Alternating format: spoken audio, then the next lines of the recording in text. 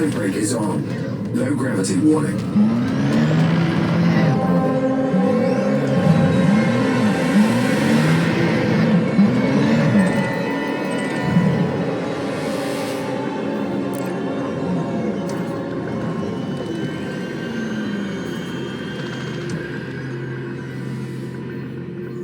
Ship dismissed.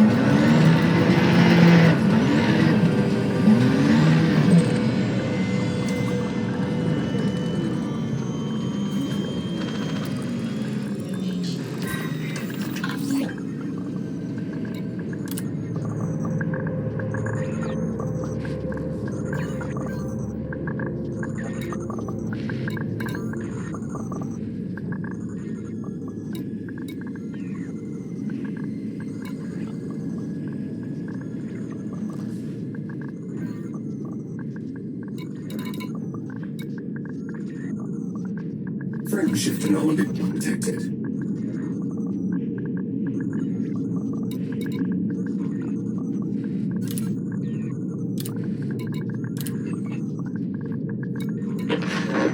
Project Seraph.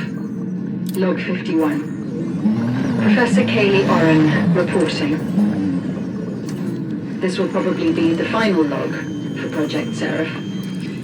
I don't see much point in continuing after the withdrawal. I know. The witch gave the order. That attack on the Federal convoy is going to draw the superpowers' attention to the Pleiades, and the Thargoid presence is growing stronger each day. We can't risk exposure, so we're pulling out and taking our research with us. I get it. It's just frustrating. I was so sure we were making a difference here. The first human-piloted Thargoid ship will be a huge step in our technological evolution. We were getting closer with each test, and then it just stopped. All the momentum we'd enjoyed.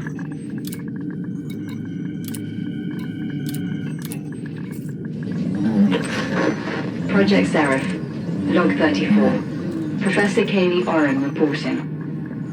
Following Professor Dawn's reassignment, I'm responsible for logging the next phase of Project Seraph. The primary objective is acquiring a new Thargoid vessel.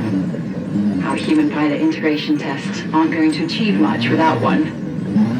The staging facility in HIP 22460 is up and running. Black flight ships patrolling in anticipation of non-human activity. Ground teams are examining the system's 2 Thargoid surface sites in the hope of attracting a Handbrake is on. Thargoid vessel. According to Captain Stenton, Frame shift anomaly detected. our operation is textbook. I'm not convinced the captain could read a textbook, but I'll take him at his word. The permit check is still active in this system's nav beacon. I have to say, the considerable investment in securing that permit is impressive. Pass my thanks on to the relevant donors. Initial system scans aren't showing much promise. If the Thargoids are still interested in this system, they haven't left any recent evidence. Reports of strange encounters in the Pleiades sector have increased, though. Multiple pilots have claimed they were pulled out of hyperspace by an alien craft. As you know, this tactic was common during the First Thargoid War. I hope you understand we're potentially acting as bait out here. Assuming the surface sites are in an ancient Thargoid territory, then our ground teams are trespassing. We don't yet know how they'll be received. This risk has been calculated into your plans, I assume. I'll report again in a few days.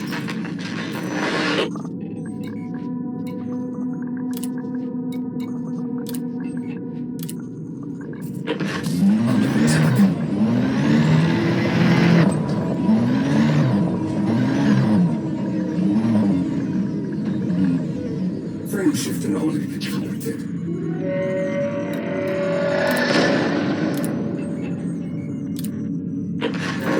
Project Seraph, Log 37. Professor Kaylee Oren reporting.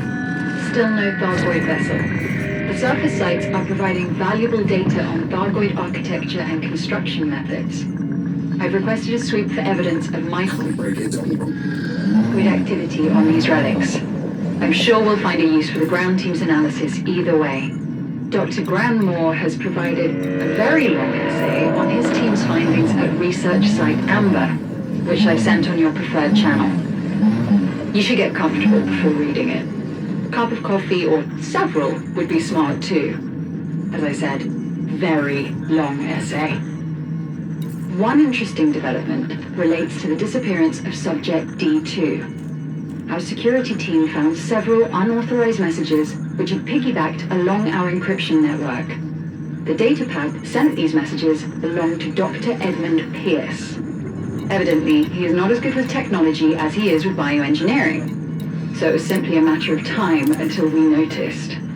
Decoding these messages revealed Pierce has assisted D2's escape from the Oaken Point Infirmary. Pierce confessed and is now incarcerated. When the interrogation is complete, he'll be executed.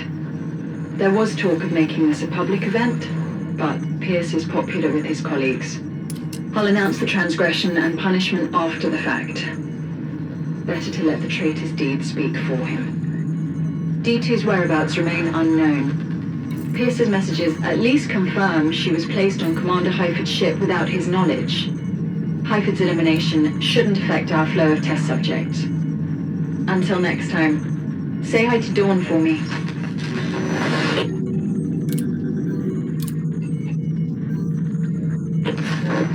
Project Seraph, Log 39. Professor Kaylee Oren reporting. One of our trade ships has encountered a possible Thargoid vessel. The trader jumped into HIP 22460 with a delivery for Research Site Bronze when it was yanked out of hyperspace. The pilot claims his modules were temporarily shut down. An alien vessel, much larger than the one held at Oaken Point, swept the trade ship with a visible energy wave before departing through a rift in space. The tactics, visual description, and residual wake readings all indicate a Thargoid craft. The trade ship carried one of the artifacts recovered from the Pleiades region for Dr. Granmore's work. Maybe it attracted the alien vessel. If it is of Thargoid origin, it would confirm they're still interested in this system. Perhaps this whole region. If we can somehow draw the ship back into regular space. Oh, surely Captain Sensen has a plan to disable it. I don't know what to make of the encounter. Thargoids have always been aggressive towards humans. Why intercept our trade ship only to leave it intact? Was it gathering information? Attempting to communicate in some way? The potential answers make me a little uneasy. At least violence would be typical behavior, predictable even. But this report suggests an adaptation of sorts, the kind ordered by further up the chain. Well, at least we know they're watching. I'll outline some theories on how to initiate a repeat encounter.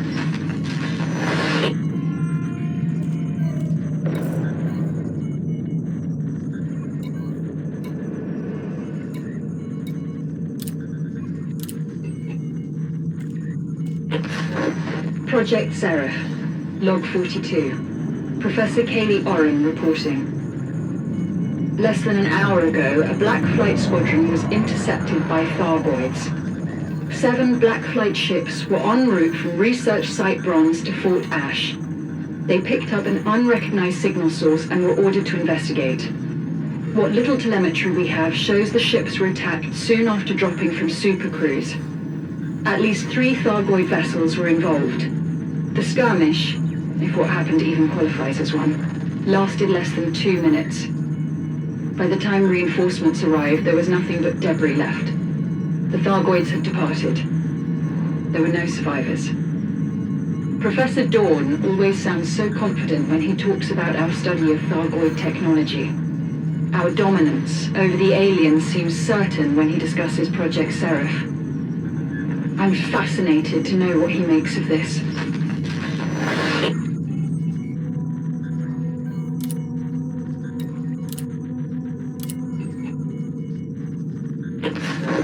Project Seraph. Log 51. Professor Kaylee Oren reporting. This will probably be the final log for Project Seraph. I don't see much point in continuing after the withdrawal. I know. The Witch gave the order. That attack on the Federal convoy is going to draw the superpowers' attention to the Pleiades, and the Thargoid presence is growing stronger each day. We can't risk exposure, so we're pulling out and taking our research with us. I get it. It's just frustrating. I was so sure we were making a difference here. The first human-piloted Thargoid ship will be a huge step in our technological evolution. We were getting closer with each test, and then it just stopped. All the momentum we'd enjoyed ebbed away. People trained to work with hard data have resorted to chasing ghosts. The objective was to find a new Thargoid vessel. As though it were just a matter of time. I guess you could say they found us instead. I'll arrange transport for the remaining test subjects. We have a few locations which could house them for a while. If the Thargoids really are back, then there should be an opportunity to obtain another vessel. Eventually. Assuming they don't wipe us out first, of course. I'll be at Azimuth headquarters for a full debrief within 48 hours. Handbrake is on.